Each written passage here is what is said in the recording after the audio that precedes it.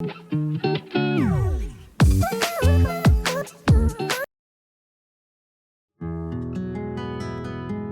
actor who went from Hollywood elite to federal prison, then clawed his way back to shatter 2 Guinness World Records in 2024. The man who stared straight into the camera and delivered words that would haunt Marvel Studios. There's only ever going to be one Blade. Wesley Snipes isn't just making headlines. He's rewriting the entire rulebook on comebacks. And what's happening behind the scenes is absolutely wild. When Deadpool and Wolverine demolished records in 2024, pulling in $1.3 billion worldwide, nobody expected Wesley Snipes to steal the entire movie. There he was again, back in the iconic black leather, and theaters erupted. But here's the twist. While Snipes was breaking records, Marvel's Blade reboot with Mahershala Ali has been stuck in development purgatory for 6 straight years. Announced with massive fanfare in 2019, it still has no release date, no director, and seemingly no hope. 6 screenwriters, 2 directors, all walked away. Originally set for 2023, then 2024, then November 2025, until Marvel quietly pulled the plug in March 2025 and removed it completely from their schedule. Let's rewind, because Snipes' journey reads like a crime thriller blended with a redemption saga. In 1998, when Blade dropped, superhero movies were basically a punchline. Then Wesley Snipes arrived as a half-vampire vampire hunter, with real martial arts ability and raw intensity. The film made $130 million on a $45 million budget, proving dark, violent, R-rated superhero films could work. Blade 2 in 2002 was even stronger. Many experts credit the trilogy with keeping Marvel alive long enough to eventually launch the MCU. Without Snipes slicing through vampires at full speed, there might not have been an Iron Man in 2008. Then came 2004 and Blade Trinity, and everything went sideways. Ryan Reynolds and Jessica Biel joined the cast, but behind the scenes turned into legendary chaos. Reports surfaced that Snipes went full method actor, refusing to break character, even off-camera. According to co-star Patton Oswalt and others, Snipes stayed in his trailer most of the day, only emerging for close-ups while a stand-in handled everything else.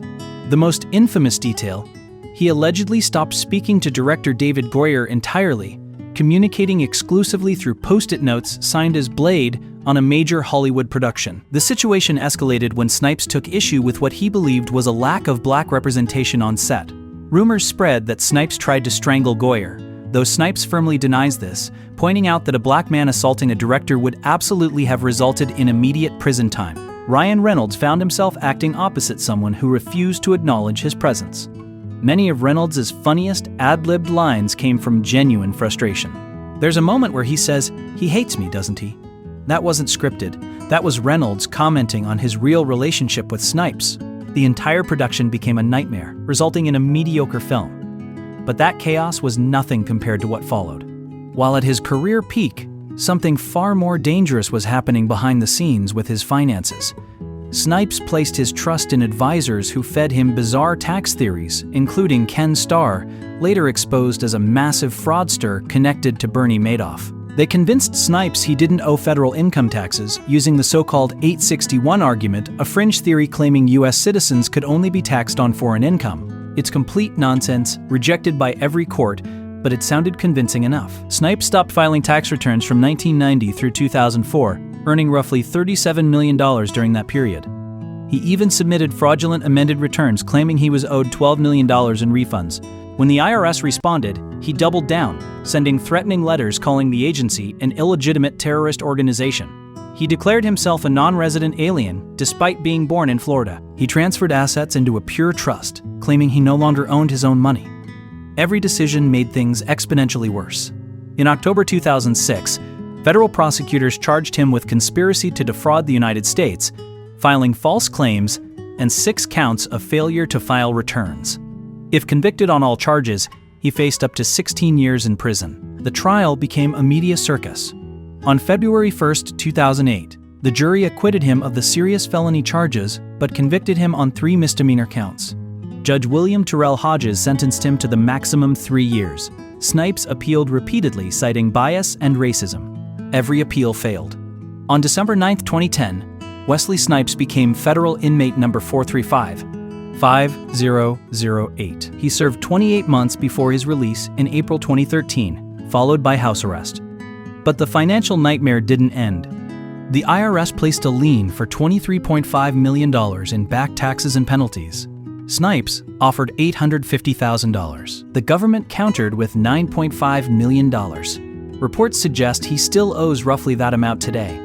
For most people, this would have been the end. But Snipes holds a 5th-degree black belt in Shotokan Karate and a 2nd-degree black belt in Hapkido. He's trained in capoeira, kung fu at the Shaolin Temple, Brazilian Jiu-Jitsu, arnis, and kickboxing since age 12. He understands discipline and endurance.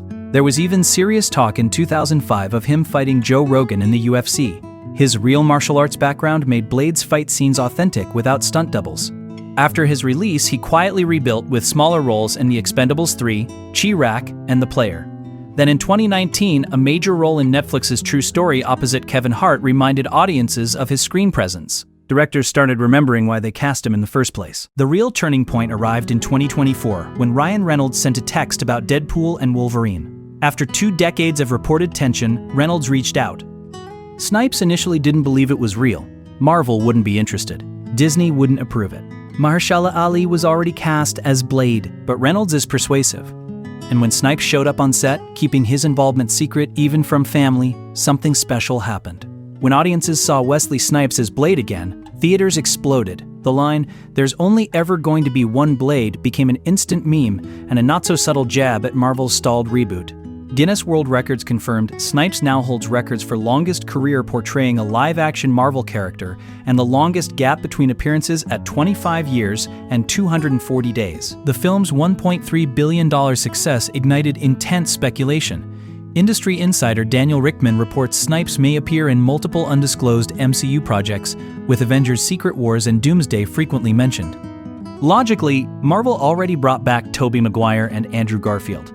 Why not the most iconic Marvel character from the pre-MCU era? Especially when their current Blade project is deader than the vampires he hunts.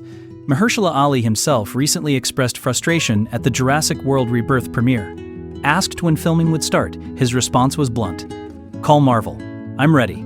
That's not confidence. That's exhaustion from an actor who signed on in 2019 and has nothing to show for it in 2025. Even David S. Goyer has admitted confusion over Marvel's inability to crack Blade. A vampire hunter hunting vampires should be simple. Meanwhile, Snipes shows up for maybe 10 minutes in Deadpool and Wolverine and steals the entire movie. He didn't need a new origin. He didn't need setup. He just needed to be Blade. This leaves Marvel in an impossible position. They have a 2-time Oscar winner attached, but audiences clearly want Wesley Snipes. At 62, he's proven he can still do it. Speculation suggests Marvel may allow Snipes one final solo Blade film, or perhaps let both versions exist across different universes. Adding fuel to the fire, Snipes signed with independent artist group in October 2024, signaling serious ambitions. Actors don't sign with major agencies without plans. He remains cryptic on social media, letting silence generate buzz. What makes this story powerful isn't just the comeback, it's what it represents. A man who had everything, lost everything, served federal prison time, faced financial ruin, and still found a way back. When people think Blade, they think Wesley Snipes. That truth hasn't changed. Before Deadpool and Wolverine, his name meant tax evasion and Trinity drama. Now those are footnotes in a story about resilience.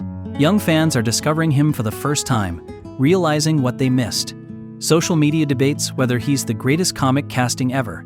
Before Black Panther, before Miles Morales, there was Blade. Snipes represents redemption in American culture. Can someone truly come back after prison? His story suggests yes. His physical condition remains impressive. He still trains like he did as a teenager. That mental toughness carried him through prison and exile. Industry insiders describe a changed man. Gone is the chaos.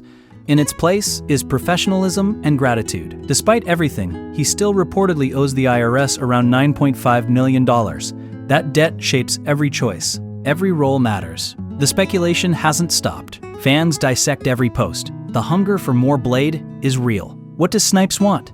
One final starring role? Financial security? Legacy? He's not saying. But one thing is clear. He's not finished. Hollywood is recalculating. Momentum is back. Executives want meetings. Projects once impossible are now real. There's something poetic about his rise, fall, and return. The universe gave him one more chance, and he was ready. Wesley Snipes has already won. Not by conquering Hollywood, but by reclaiming his story. He's no longer defined by his worst moments. He's the man who came back. There's only ever going to be one Blade, and his name is Wesley Snipes.